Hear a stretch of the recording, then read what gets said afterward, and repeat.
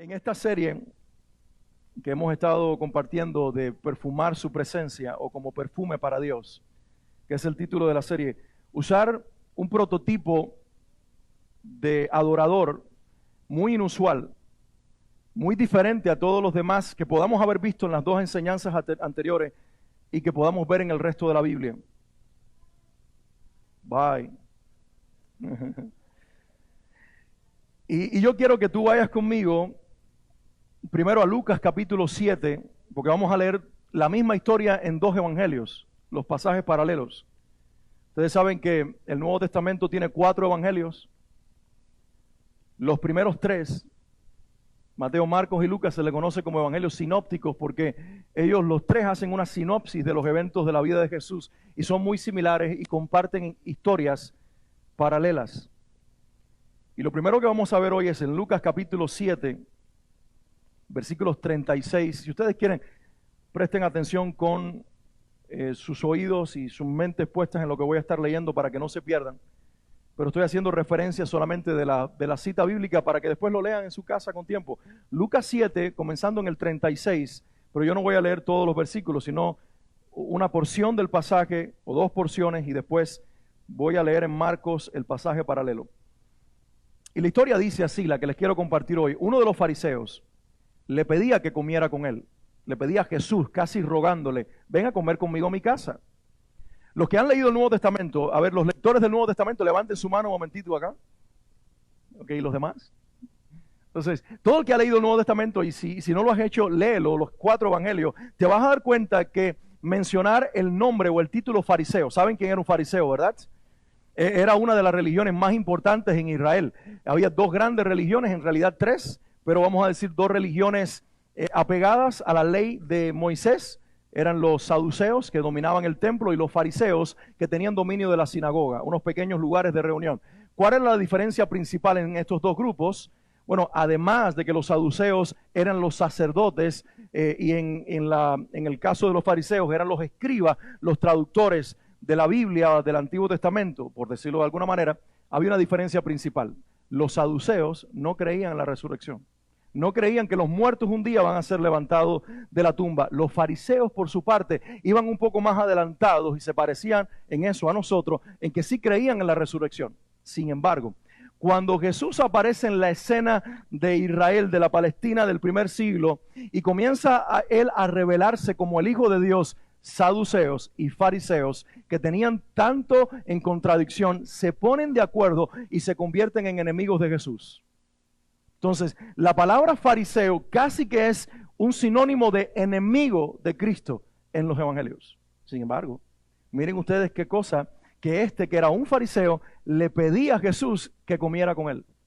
Y la historia continúa diciendo, y entrando en la casa del fariseo, se sentó a la mesa. No se imaginen que Jesús se sentó a la mesa como nos sentamos hoy nosotros. Las mesas en Oriente y aún en el día de hoy no son mesas elevadas con sillas elevadas. Son mesas a ras del suelo donde las personas se sientan sobre cojines y los pies les quedan así detrás. ¿Ya tienes la imagen? Porque normalmente nos imaginamos que la persona está sentada en una silla y que los pies quedan debajo de la mesa. No era así. La mesa estaba enfrente a ellos, bien bajita, como para que tú te tuvieras que sentar de lado y tus pies quedaran detrás de tu cuerpo. Y en esa postura se sentó Jesús. ¿Estamos ahí? Y dice la historia, y he aquí, había en la ciudad una mujer que era pecadora. Pregunto, ¿dónde estaba Jesús? En la casa de un fariseo. Y cuando él está allí sentado a la mesa, entró a aquella casa una mujer que era conocida como pecadora. Miren ustedes esto, porque es importante que miren el contraste entre el dueño de la casa y la mujer que irrumpe en el salón. Dice, cuando se enteró que Jesús estaba sentado a la mesa en casa del fariseo, trajo un frasco de alabastro con perfume y poniéndolo detrás de él a sus pies, llorando, comenzó a regar sus pies con lágrimas, los secaba con los cabellos de su cabeza, besaba sus pies, los ungía con el perfume. Pero al ver esto, el fariseo que la había invitado dijo para sí, si este fuera un profeta, sabría quién y qué clase de mujer es la que le está tocando, que es una pecadora.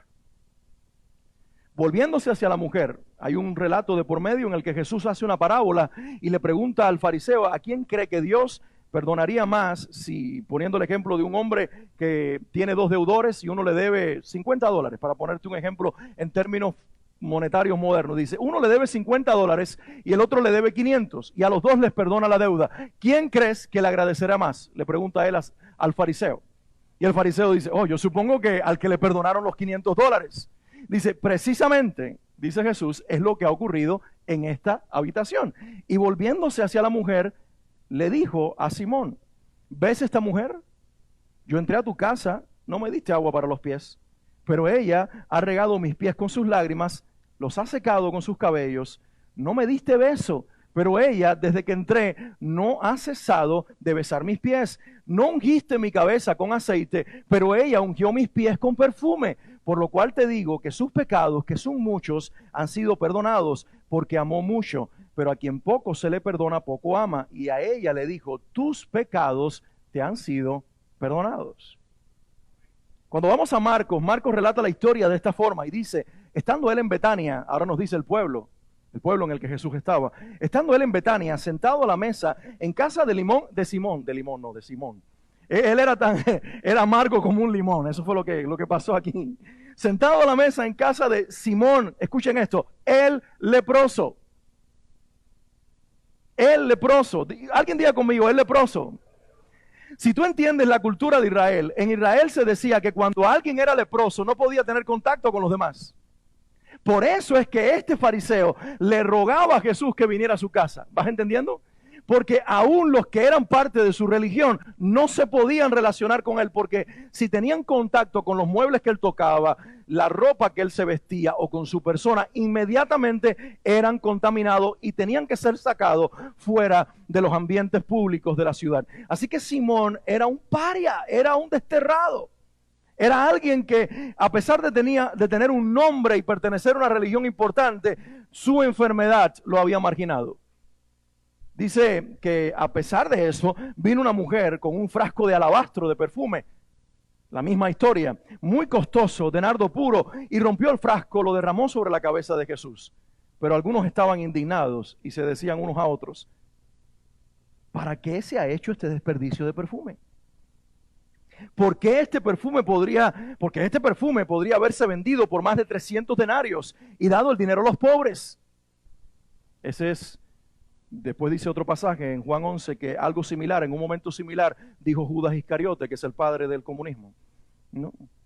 Si alguno entiende, después dígame. ¿Okay?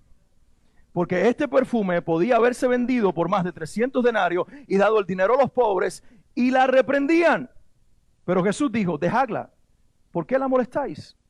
Buena obra ha hecho conmigo, porque a los pobres siempre los tendréis con vosotros, y cuando queráis les podréis hacer bien, pero a mí no siempre me tendréis. Ella ha hecho lo que ha podido, se ha anticipado a ungir mi cuerpo para la sepultura, y en verdad os digo, donde quiera que el evangelio se predique en el mundo entero, también se hablará de lo que ésta ha hecho para memoria suya. ¿Qué tal si oramos un momento? He leído la palabra y quiero que ahora la palabra por el Espíritu Santo pueda ser inspirada a través de mis labios para hablar a tu corazón. Padre, en el nombre de Jesús, tu palabra ha sido proclamada, tu palabra ha sido leída. La historia que acabo de compartir con esta iglesia no es una historia para hablar de un Jesús histórico, es simplemente un pretexto para traer a Jesús a este contexto. El Jesús vivo, el Jesús que está entre nosotros. El Jesús que es el mismo de ayer, cuando estuvo allí con Simón el leproso y la mujer pecadora, es el Jesús de hoy y será el Jesús de siempre. A Él adoramos y a Él exaltamos en esta iglesia. Paró la música, pero no paró nuestra alabanza, Señor. Pararon las melodías, pero no la de nuestra alma, Señor, que hoy te canta, que hoy te alaba, que hoy te bendice. Y como aquella mujer, Señor, con etiqueta de pecadora, más delante de ti, Señor, con nombre de adoradora, así nosotros, imperfectos, venimos otra vez delante de ti, porque hemos sido perdonados por muchos, Señor, y ahora queremos aprender el arte de perfumar tu presencia. Háblanos, Espíritu Santo. Tú que inspiraste las Escrituras, tú que tomaste a Marcos y a Lucas y los hiciste escribir bajo la inspiración tuya, habla ahora a través de mis labios y dile a esta iglesia una verdad que no se quede en el momento ni en el lugar, sino que trascienda fuera de las paredes de este edificio. Que nos hable durante la semana, que nos recuerdes este mensaje. Mis palabras no tienen el poder de perpetuarse en el alma y en la mente de quienes me escuchan, mas tu Espíritu tiene el poder de hacerlo. Háblanos de tal forma que en las noches nos recuerdes este mensaje y que nos provoques en la semana a ser perfumistas de tu presencia como lo fue aquella mujer. Enséñanos la verdad detrás de esta historia y haz que mi humanidad, ahora sujeta a tu espíritu, pueda hablarnos con autoridad y poder. Que cada corazón, cada oído y cada mente esté ahora preparado para recibir lo que tú tienes para nosotros en el nombre de Jesús. Así oro y así pido, Señor. Y el pueblo de Dios dice, amén y amén. Esta es una historia interesantísima. Es un hombre que además de ser fariseo ya vimos que tiene lepra. Por eso quise leer las historias paralelas, porque nos dan elementos que en un relato no lo vemos, pero en el otro sí.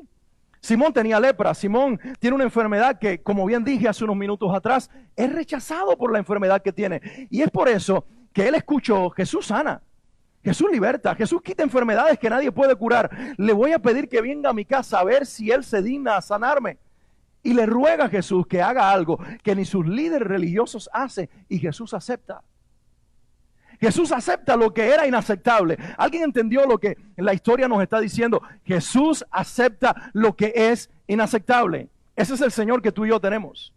Uno que va donde nadie más va, uno que se mete donde nadie más entra, uno que se relaciona con alguien que no le permite la enfermedad ser relacionado, porque se contagia lo que tiene, porque transmite lo que tiene. La lepra es una enfermedad que no solamente te ataca la piel, sino que eventualmente te quita la vida. Las personas pierden las extremidades, las orejas se caen, pierden pedazos de la nariz. Eventualmente la enfermedad va comiendo toda la piel y termina entonces también provocando una muerte, ya sea por asfixia o por paro cardíaco. Es una enfermedad terrible. Por eso, como medida preventiva en Israel desde los días de Moisés, la ley prevenía que un leproso tenía que mantenerse lejos y que la ropa que él usara o las sábanas de su cama tenían que ser quemadas para que el virus, la enfermedad, fuera destruida. Este es el hombre de esta historia.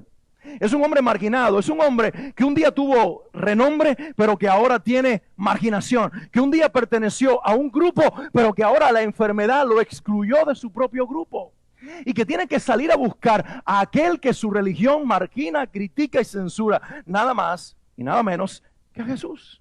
Y le ruega, ven a mi casa. ¿Y qué hace Jesús? Jesús le dice, acepto la invitación, y va con Simón a la casa del leproso.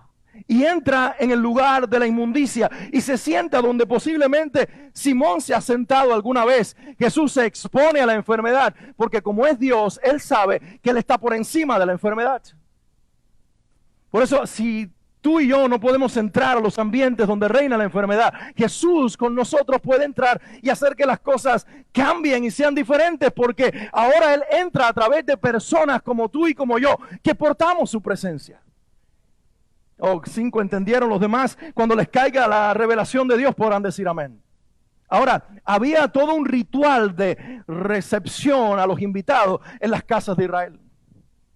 Y lo primero que se hacía, ven acá Jesse un momento, lo primero que se hacía cuando alguien llegaba a la casa era como para recibirlo, darle un beso. ¿Aceptas mi beso? Y se le daba un beso en la otra mejilla. Y no lo vean como algo malo. En aquella cultura, y también sucede en Europa, cuando los españoles te ven, te dan 2 besos, uno en cada mejilla, y tú te sientes un poco raro. Así eran los días de Jesús. Lo primero que hacía alguien cuando te recibía, le daba un beso. Supongamos que no lo hizo Simón porque tenía lepra. No vamos a marginar y a cuestionar a este hombre. Supongamos que mantuvo la distancia porque, bien, aceptaste llegar a mi casa, pero no te daré el beso porque estoy enfermo, no quiero enfermarte. Pero había otra costumbre. Un siervo de la casa venía con aceite y lo ponía sobre la cabeza de la persona como una especie de unción que era para refrescar y también quitar todo el polvo que se traía sobre la cabeza. Y luego, cuando se sentaba, venía el mismo siervo u otra mujer de la casa con una vasija con agua y le lavaba los pies. Gracias. La historia nos dice, según nosotros leímos, que nada de esto sucedió. ¿Se dieron cuenta? Es decir, que aunque Simón rogaba que Jesús estuviera en su casa, él no tenía la actitud para recibir lo que Jesús podía ofrecerle. Es decir, que aunque él necesitaba un milagro del Hijo de Dios, él era mediocre en ofrecerle un lugar al Hijo de Dios. No sé si Dios ya te comenzó a hablar, pero tu expectativa del milagro debe ser directamente proporcional a tu actitud para adorar a Dios. Lo que tú quieres recibir de Él debe venir acompañado de lo que tú estás dispuesto a darle. Jesús es un caballero, porque Jesús en ningún momento le reclama a Simón, hasta que es necesario, que Simón no puso aceite sobre la cabeza, beso en su mejilla, ni agua en sus pies. Jesús no lo hace. Jesús acepta los términos que le ponen, y ahí come, y ahí está, hasta que finalmente entra en la habitación aquella mujer y hace este acto extravagante de adoración. Miren ustedes la escena. La mujer entra, Jesús está sentado con sus pies detrás, y dice la Biblia que ella se tira de rodillas, se postra y comienza a llorar. El agua con la que unge los pies no es la de una vasija, es la de sus propios ojos. Y con sus propias lágrimas, no eran cualquier llanto, era un llanto abundante. Le moja los pies a Jesús y se los enjugaba con sus manos y se los secaba con sus cabellos. Y cuando ya todo esto pasó y ella está siendo el objeto de las miradas de todos los que están allí, discípulos o fariseos, ella entonces saca un perfume valioso con un frasco costoso, abre el perfume, llena el ambiente del aroma y lo derrama a los pies de Jesús. El acto por parte de esta mujer provoca una censura de Simón, pero no hacia la mujer. ¿Se dieron cuenta? Lo que la mujer hizo no provocó necesariamente una crítica por parte de Simón hacia la mujer, provocó una crítica por parte de Simón hacia Jesús. ¿Lo entendiste? ¿Lo viste? Porque cuando él vio lo que la mujer había hecho, dijo, si este fuera profeta, como me dijeron que era, en realidad sabría que esta mujer es lo que es, una pecadora. Es decir, que en ese momento, aunque él lo trajo a su casa, porque había posibilidad de un milagro para su cuerpo, él comienza a cuestionar la veracidad de que Jesús fuera, no ni tan siquiera el Hijo de Dios, un profeta de Israel. Él no lo trajo creyendo que era el Mesías ni Dios encarnado. Él lo trajo creyendo que era un profeta como Elías o cualquiera del Antiguo Testamento que podría producir un milagro en su cuerpo. Aunque su fe ya estaba limitada, ahora la rebaja al nivel de la incredulidad cuando aún cuestiona el carácter profético de Jesús.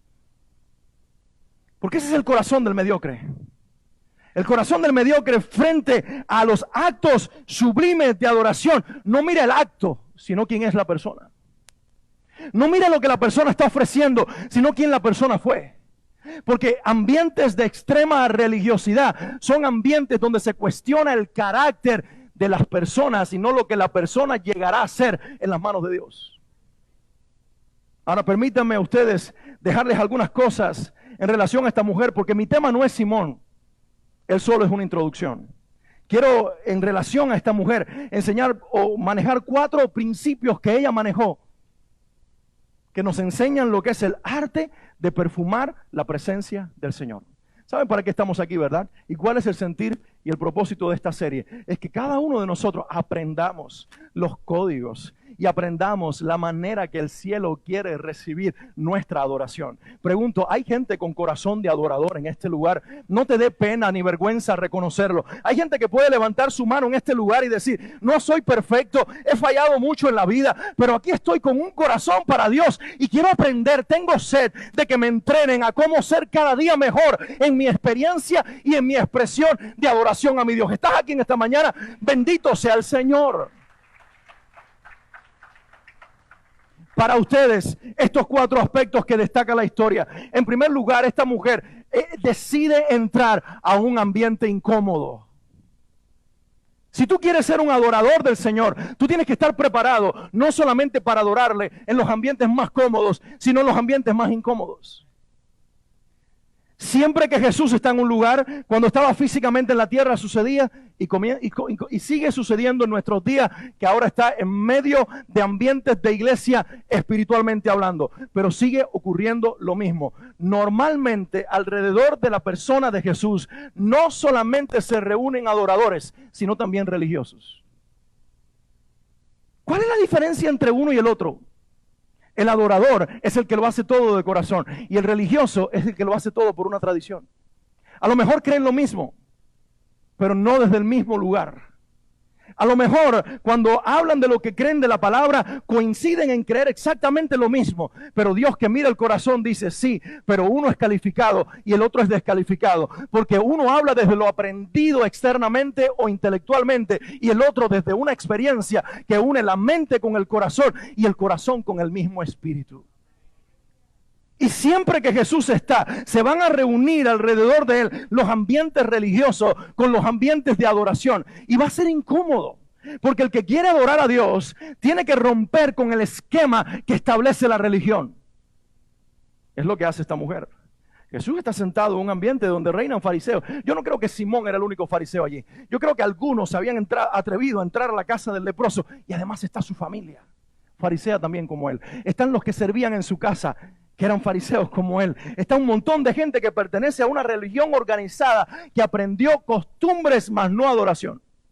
Y además de eso, hay 12 hombres que Jesús los llamó, que tienen un corazón para él, pero una mente que todavía no ha sido del todo transformada, y que en sus corazones también hay juicio, y uno de ellos le pertenece al diablo. Mira el ambiente en el que está metido Jesús y en el que entra esta mujer. Un ambiente incómodo. Alguien diga conmigo, un ambiente incómodo. Si tú vas a ser un adorador de corazón, si tú vas a ser un perfumista de su presencia, tú tienes que entrenarte para entrar a los ambientes incómodos, pero no solamente con el propósito de ver a Jesús, sino con el propósito de hacer algo para Jesús que trastorne el ambiente y lo convierta en un ambiente en el cual reine tu adoración y no la incomodidad de la religión. Alguien tiene que decir amén en este lugar. Lo segundo que esta mujer nos enseña es la exposición a la crítica. Alguien diga conmigo, crítica. Y te pregunto ahora, ¿te gusta ser criticado? ¿Te gusta que te recuerden lo que fuiste? ¿Te gusta que traigan tu hoja de vida y ahí señalen todos tus errores, todas tus manchas, todo lo que hiciste? A nadie le gusta eso, ¿verdad? Pero seguramente cada uno de nosotros tenemos una hoja de vida que está manchada por errores y por pecados. Digo, o no llegaron esas personas esta mañana aquí. Honestamente podemos hoy decir, así mismo como levantamos la mano para decir, aquí está un corazón preparado para adorar a Dios. Podemos ser honestos hoy con nosotros mismos, con el Señor y unos con otros, y levantar nuestras manos y decir, me he equivocado un montón de veces, e inclusive aún el día de hoy no he llegado en perfectas condiciones. Soy un ser humano imperfecto que por esa misma razón voy a estar expuesto a la crítica hasta el día de mi muerte. No solamente por lo que la gente piense acerca de mí, sino por lo que mismo, sino porque yo hago algo para provocar ese pensamiento en la gente. Levante sus manos todos los pecadores que están aquí. Bienvenidos al lugar indicado. Teníamos un pastor en nuestra ciudad que alguien lo detuvo en el parque del pueblo y le dice, pastor, yo no voy a tu iglesia porque ahí está este que era un ladrón y el otro que era un borracho y la otra que, bueno, era mujer de la vida, tuvo varias relaciones y está el otro y el otro y el otro. Y el pastor le dijo, mira, sí, claro, la iglesia es como un hospital donde los enfermos vienen para sanarse. No solo les diagnosticamos el problema, sino también tenemos la medicina para curarlo. Y mira, no, pero ahí hay un montón de gente mentirosa, hipócrita. Sí, es cierto, ahí estamos un montón de gente mentirosa, hipócrita, que reconocimos nuestra mentira y nuestra hipocresía. Y por eso vinimos a Jesús, porque finalmente nos dimos cuenta que nos hacía falta Cristo. Y luego de rebatirle cada uno de sus argumentos, finalmente el pastor se despide de la persona y antes de irse le dice, ¿y sabe qué? Hay un lugar para uno más, hay un lugar para un hipócrita más, un mentiroso más y un pecador más. Bienvenido a la iglesia.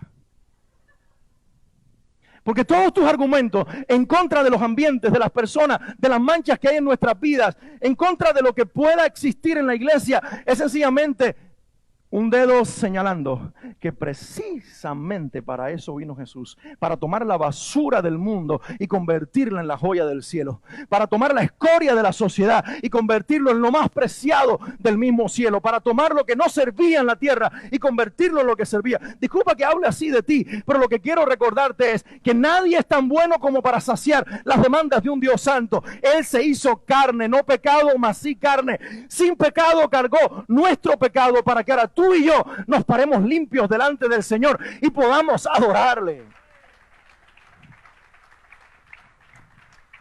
Por eso, Una iglesia que es una familia de verdaderos adoradores. No es una familia de crítica, no es una familia de censurar qué hace el de al lado, o qué hizo la semana anterior, o qué dijo o qué dejó de hacer. Es una familia en la que cada uno no mira la paja en el ojo de su hermano, sino la viga en el suyo propio, y le da gracias al Señor, que con viga y todo acepta nuestra adoración. Pero esta mujer entra a un ambiente donde sabe que ella y su Señor van a ser criticados. A ella se le llama pecadora y a Jesús falso profeta. Pero no importa. No importa que nuestra adoración genere críticas hacia nosotros y hacia el Señor. No importa si nuestra adoración genera críticas, porque siempre va a haber corazones malintencionados, censurando equivocadamente los ambientes genuinos alrededor de Dios. Lo importante es que tu corazón esté enfocado en el lugar correcto. Lo primero que ella hace es entrar en ambientes incómodos y transformarlo en ambientes de adoración. Aunque sea ella la única adoradora. Pero un solo adorador, frente a miles de personas observando, tiene el poder de cambiar un ambiente. Por eso, si tú has aprendido a adorar al Señor, no te intimides por los ambientes, provócalos y cámbialos tú. Si tú entras a ambientes de queja, llénalos con tu acción de gracias. Si tú entras a ambientes donde solamente se habla de enfermedad, comienza a hablar de tu Dios que es Rafa, Dios que sana. Si tú entras a ambientes donde la gente habla de necesidad, habla también de Jehová Jireh, el Dios que provee. Donde tú entres, cámbialo y contrarréstalo con el carácter de tu Dios y lo que Él ha revelado a tu vida. Solamente asegúrate de no estar hablando de labios para afuera, sino que tu corazón sea congruente con tu boca, porque eso respaldará tu testimonio. Lo tercero que esta mujer hace es finalmente lo que quizás más llama la atención en esta historia. Y es que ella entregó algo que tenía mucho valor material. ¿Saben? En alguna parte de la Biblia se dice que el valor del frasco de perfume que esta mujer entrega, se dice el material con el que estaba hecho el frasco, la botella, era de alabastro. Solamente el cristal, el material de esta botella ya era extremadamente costoso, y luego el perfume de nardo puro que estaba dentro era igual de costoso. Es como si ahora fueras a alguna de las perfumerías y compraras un perfume que tiene un valor de, no sé, $1,000 o algo más, y en realidad el valor de este perfume era mucho más alto, porque se dice que costaba el salario de todo un año. Y no está hablando del salario del que más gana en la ciudad, pero tampoco del que menos gana, sino el salario medio. ¿Cuál es el salario medio de Miami? $50,000. Creo que las últimas cifras que vi hablaba de que el salario medio de la ciudad de Miami, no los que menos ganan ni los que más ganan, sino que más o menos entre 40 y tantos o $50,000 gana una familia o gana una persona en Miami-Dade, en Dade County. ¿Te imaginas entregarle a alguien un perfume que tiene el valor de $50,000? Y que eso sea el equivalente al salario de todo un año, no de alguien más, sino tuyo. ¿Renunciarías a tu salario de todo un año? Normalmente nosotros decimos, yo no tengo amor al dinero. A ver, con toda honestidad voy a hacer esta pregunta. ¿Quiénes no tienen amor al dinero en este lugar? Podemos levantar la mano, no vas a pecar de falsa modestia.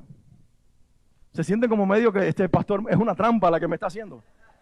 Yo le miro las caras, dicen, yo no sé, quiero levantar la mano, quiero decir que yo no amo el dinero, pero yo sé que él me va a hacer una mala jugada. A ver, ¿quiénes no aman el dinero? Con toda confianza. No es amor al dinero, porque dice la Biblia que amar el dinero es la raíz de todos los males. Ahora, bajo esa premisa de que no amamos al dinero, supongamos que yo llego a casa de Daniel ahora y le digo, Daniel, vine a buscar todos los muebles de la sala, también los del comedor, me voy a llevar tus camas y me voy a llevar inclusive hasta la cuchara con la que tú comes. Porque vi tu mano levantada que decía que no amas el dinero. Ahora, estoy seguro que aunque él no ama el dinero, yo sé que es así. Él me va a decir, Alex, sabes, pero no te lleves mis muebles, no te lleves mi cama, no te lleves mi cuchara. Porque esto no se trata de amor al dinero, esto se trata de algo que realmente es funcional. Yo le doy uso. Y yo no estaba preparado para cambiarlo. Yo no puedo entregar algo si todavía no tengo el sustituto. ¿No es cierto que eso es lógica?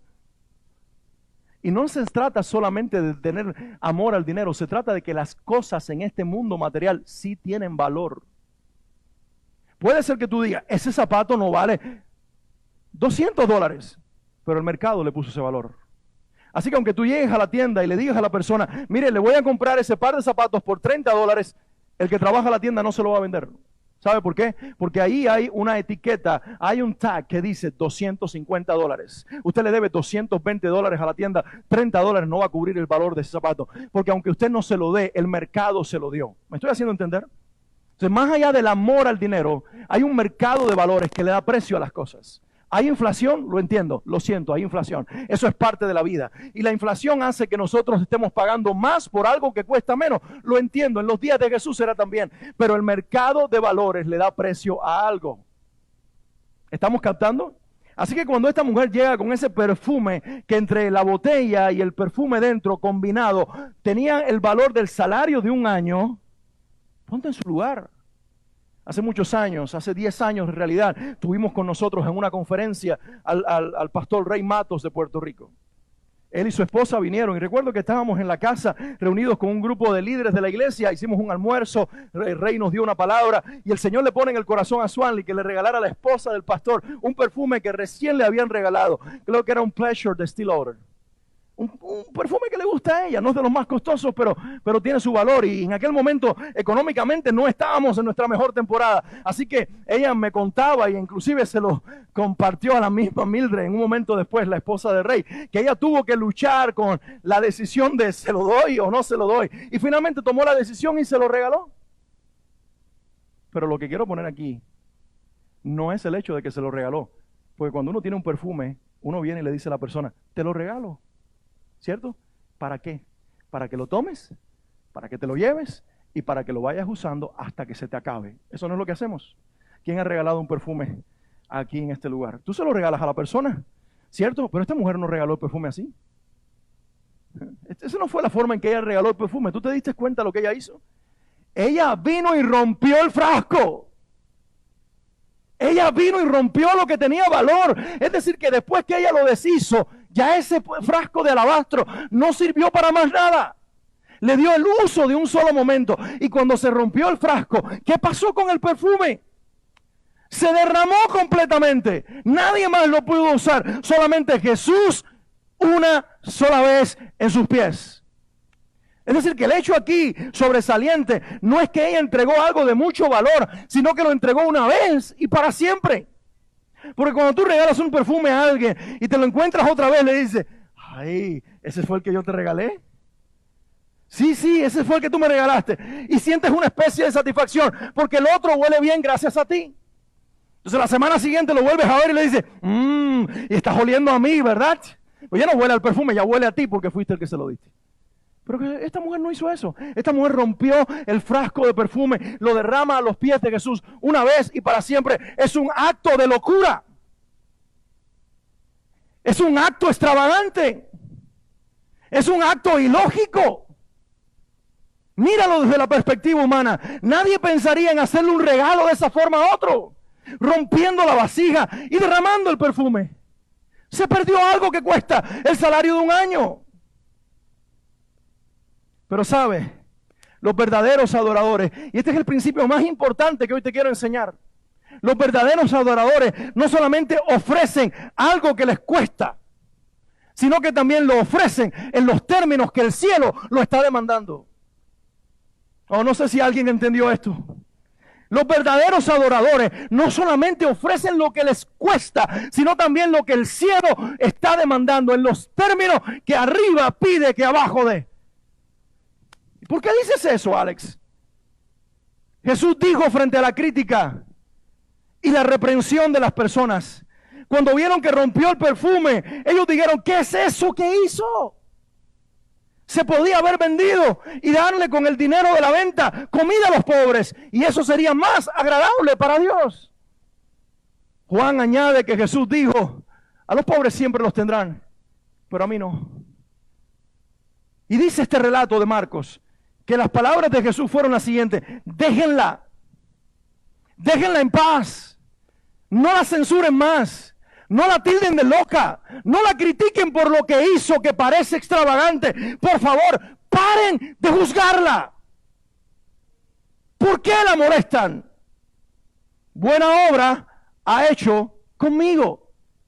A los pobres siempre los tendréis. Cuando quieran, le pueden hacer el bien. No estén esperando vender el perfume de esta mujer para darle a los pobres. Usen el suyo y denle dinero a los pobres. Es lo que está diciendo Jesús. Porque es muy bueno manejarle la economía a otros, pero no la nuestra. Jesús dice, basta de hipocresía, queriendo ponerle precio y destino a la ofrenda de una mujer, cuando ella ya determinó que el precio de su perfume no es el salario de un año, sino la sangre de su Salvador. Y el destino de su perfume no es la mesa de un pobre, sino los pies de su Redentor. Y dice el Señor, ella ha hecho lo que ha podido. Se anticipó a ungir mi cuerpo para la sepultura. Ustedes están criticando este acto de romper el perfume y perfumar mis pies, porque ustedes no entendieron lo que esta mujer entendió. Ella vino por adelantado, porque sabe que yo estoy a punto de ir a Jerusalén. Y ella sabe que mientras su perfume baña mis pies, me está ungiendo para la sepultura antes de que yo muera. ¿Sabe lo que está haciendo esta mujer?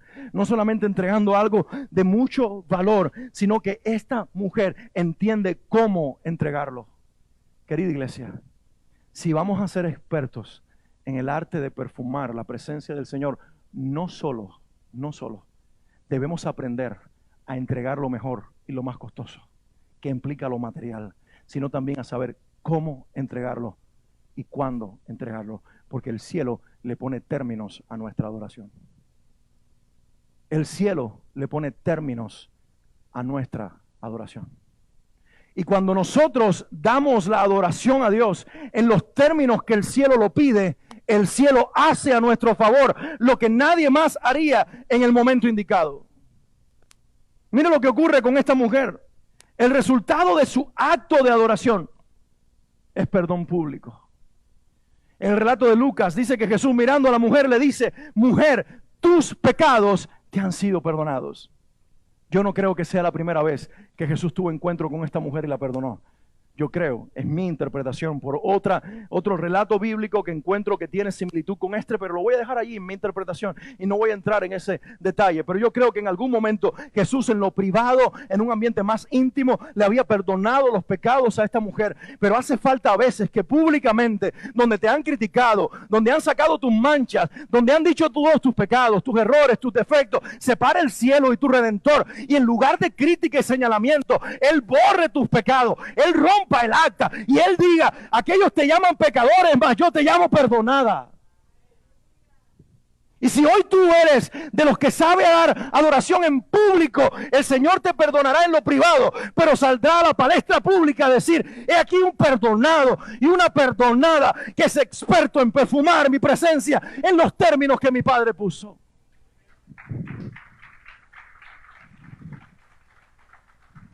Y lo otro que Jesús hace es darle un reconocimiento perpetuo.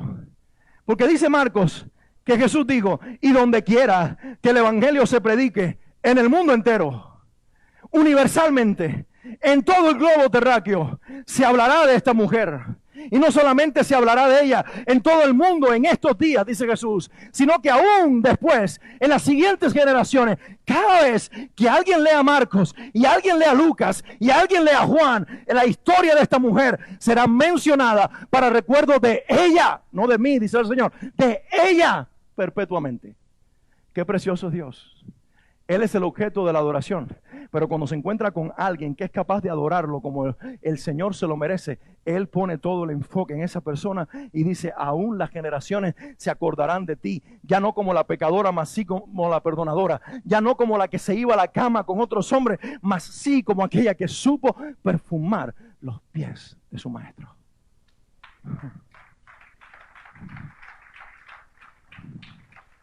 Permíteme terminar haciendo mención a algo que en la historia está, solo que en nuestro idioma no podemos entenderlo. El acto de postrarse ante Jesús, en el idioma original, el griego del Nuevo Testamento, usa ahí una expresión cuando dice que ella, viniendo por detrás, se postró a los pies del Señor. La palabra que se usa es proskuneo. Es una palabra griega que combina dos términos. Pros quiere decir echarse hacia adelante, casi tocando con la cabeza el suelo, en un acto de reverencia total. Y cuneo significa besar. La palabra cuando se combina significa alguien que se tira hacia adelante en un acto de reverencia y le besa los pies a un rey. Los primeros en hacer esto fueron los persas. Y lo hacían con sus reyes, que para ellos eran también dioses. Las culturas orientales, ellos tenían el acto de hacer proscuneo, de echarse hacia adelante y besar los pies de su señor. Israel nunca hizo eso. En los días que estaban allí, frente a los reyes de Babilonia, de Persia, los asirios, nunca se postraron y besaron ni el suelo, ni los pies, ni la estatua de un rey, porque ellos decían, solo nos postraremos y solo besaremos postrados los pies de nuestro Señor. Así que cuando en el Nuevo Testamento se usa para esta mujer el mejor, o quizás la mejor palabra, el mejor término para describir adoración, ella se echó hacia adelante y besó los pies del Señor. Nos está diciendo que aunque Simón el leproso necesitaba un milagro y rebajó al Señor a la categoría de profeta y luego a la categoría de falso profeta, ella desde el instante que entró en aquella habitación venía con la idea certera que quien iba a ser el objeto de su alabanza no era un hombre cualquiera ni profeta alguno, era Dios encarnado. Ella venía no a besar los pies de un hombre, no era un acto sensual de una mujer, era un acto de adoración de una criatura ante el Creador que se había vuelto como ella para poderla salvar. Alguien adore al Señor.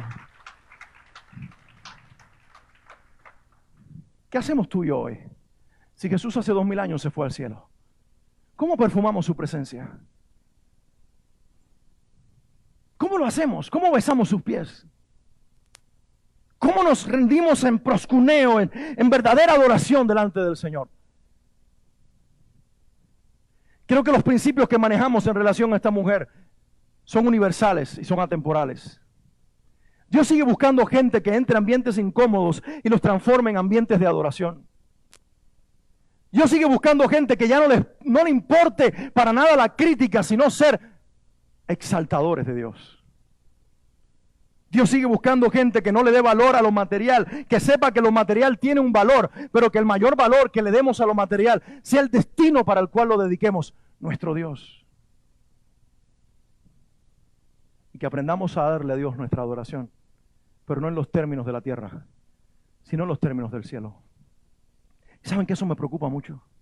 Me preocupa mucho que a veces nosotros tengamos un corazón para adorar a Dios, pero no le estemos preguntando a Dios cómo Él quiere recibir nuestra adoración. Y algo me muestra el Nuevo Testamento y me muestra toda la Biblia.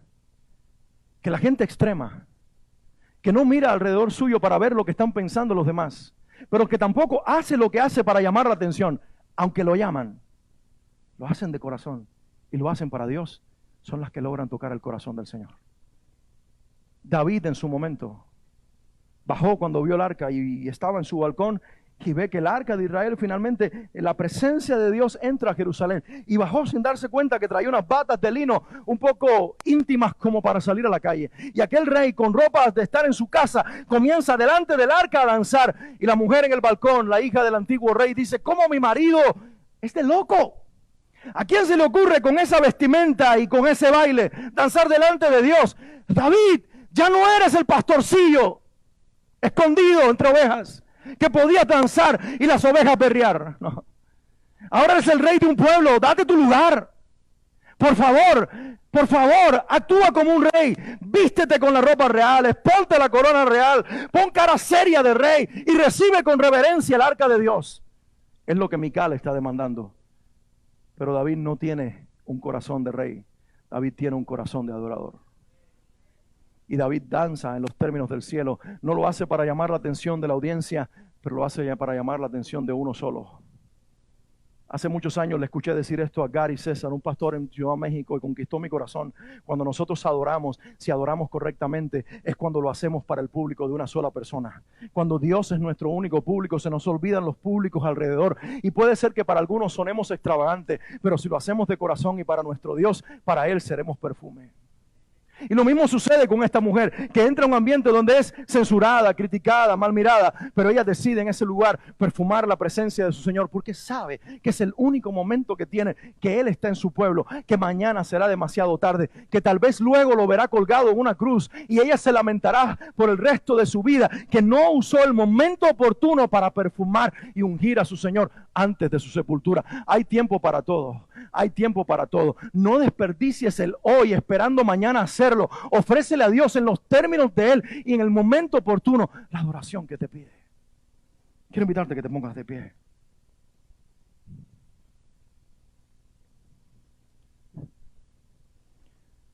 Y quiero, antes de invitar a la banda que suba, que cierres tus ojos un momento. No por el solo hecho de cerrarlos, sino para que entres en un acto de diálogo, de intimidad con Dios. Y para que comiences a adorarlo. Comienza a preguntarle, Señor, ¿cómo hoy tú quieres recibir mi adoración? ¿Cómo quieres recibir mi alabanza? ¿Qué quieres que entregue? Por eso pedí que pusieran las cestas aquí delante, porque hoy quiero que al poner tus dineros delante del Señor le digas, esto no es una limosna para la iglesia, esto es una ofrenda para mi Dios. Tú no sabes, querido, y esto no es arrogancia, pero te lo voy a decir de corazón. No importa tu dinero si lo das o no lo das, porque si tú no lo das y el Señor lo necesita para su obra, traerá a alguien que dará más que tú. Pero si tú no lo das, te pierdes la oportunidad de entregarle aún de lo material a tu Señor. ¿Y por qué darle importancia a lo material? Por una sencilla razón, porque nosotros le damos importancia. Para nosotros dar diezmo u ofrenda al Señor o pagar una inscripción nos da trabajo, es porque todavía el dinero nos posee. Pero entregarlo quiere decir que todo, absolutamente todo lo que tenemos es de Dios. No solamente vamos a postrarnos hoy, vamos a romper nuestros frascos de alabastro. Recuerdo en uno de nuestros servicios de adoración, alguien pasó al frente y puso un reloj, tal vez no el más costoso, pero siempre recordaré a esa persona que una sola vez estuvo con nosotros. Y digo para mí, tal vez dio lo más valioso que tenía y el cielo lo va a reconocer por el resto de su vida. Recuerdo hace muchos años aquel hermano que llegó y me dijo, pastor, afuera hay una camioneta 150 Ford, la voy a dedicar para que traigan comida para las personas que lo necesitan, la entrego a la iglesia. Y yo sabía que no era rico, estaba tomando su frasco de alabastro y lo estaba rompiendo para Dios. ¿Qué le entregas tú al Señor hoy? ¿Qué le entregas emocionalmente, espiritualmente y materialmente? Porque si todo lo limitamos en relación a Dios, a lo espiritual, no hemos entendido lo que es verdadera adoración. Tú y yo, aparte de ser espíritu, también somos alma, emociones, y nuestras emociones tienen que involucrarse en la adoración. Pero también somos cuerpo, somos materiales, somos físicos, y lo material tiene que involucrarse en la adoración.